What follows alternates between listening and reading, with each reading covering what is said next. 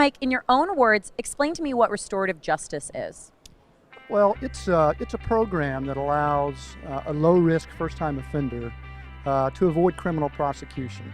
And as I think about what that means to our business, it's important on several fronts. One, it's right for the offender. And again, this would be an individual who does not have a history of any prior shoplifting events, that is low risk.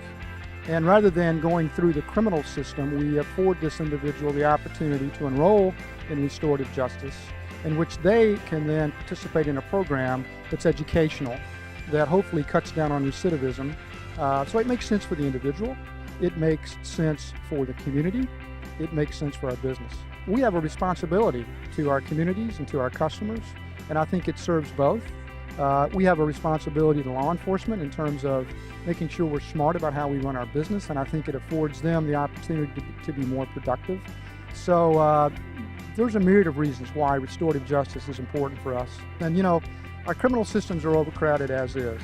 And while shoplifting is a serious event unto itself, an alternative to criminal prosecution is, I think, the right way to think about it, when it makes sense. Again, when the individual is low risk and a first-time offender. So we're not really necessarily punishing someone for the rest of their life for maybe a mistake that they made. No, this is a second chance program. Now, of course, if they do it again, then that's it. They can't come into the program. We know they're there, you know. And if this program didn't help them the first time around, then they need to be escalated. Same thing in the court system. We always, if once they came into the program, we'd send it back to the court and say, you need to escalate this because this person wasn't affected by this. So we take this very seriously. Our goal is to help reduce shoplifting recidivism. That is our mission, is to get to as many offenders as we can so that we can help to reduce the problem for the retail community, for the offenders themselves, and the criminal justice community. So then tell me, how did a partnership come about with Turning Point Justice? Well, like I said, as our mission is to reduce recidivism, our goal is to get as many offenders as we can into our education program, which has been proven to reduce recidivism through the court systems. And so we decided to partner, and we built the Crime Accountability Partnership Program, which brings together our education and our student management, the same way we handle cases through the court system. We handle them when they come from the retailer. We handle them at NASP.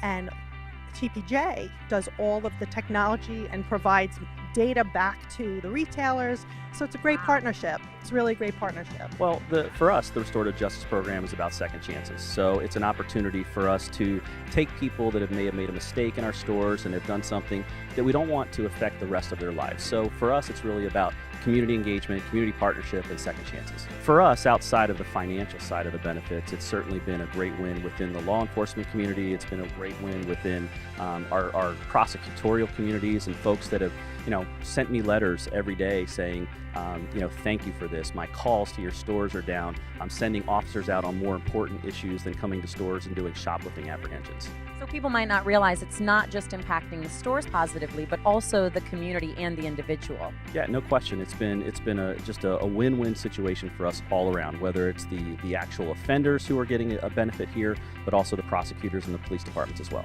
And what about the community partnerships with the Crime Accountability Program? Well, CAP and NASP and Turning Point and all the other folks that are involved in this day in and day out have just been phenomenal partners for us. They just, they acquiesce, they work with us, they figure out anything that we need to do to get right, and they do it for us. So it's been a phenomenal partnership. What could you see the future looking like if all retailers used these programs? I think first and foremost, the standard approach of having everybody on board would raise the profile of the industry. We would not be looked at as somebody that's just out there trying to get stats or trying to make cases, things of that nature. And we would be looked at as some kind of partner within the community, and that's important for us. We can't be that old school loss prevention security program that we have been looked at in the past. The idea is that nobody wants to make their life any harder than it already is. So when you have someone in your hands and you give them an opportunity to make a better choice, to change the course of their life, everybody wants that. And that, it doesn't surprise me. People say, wow, the recidivism rate is so low. It's because nobody wants to make their life any harder than it already is. So we're way ahead of the game because most shoplifters are consumers who are just in the store and do something silly. This sounds like a very difficult, albeit very rewarding program to be a part of. I love it. I love it. You have no idea. No, I love being able to change lives. I love being able to see the difference, and it works, and being able to educate the community and be able to stand behind the fact that we really can change lives makes a big difference.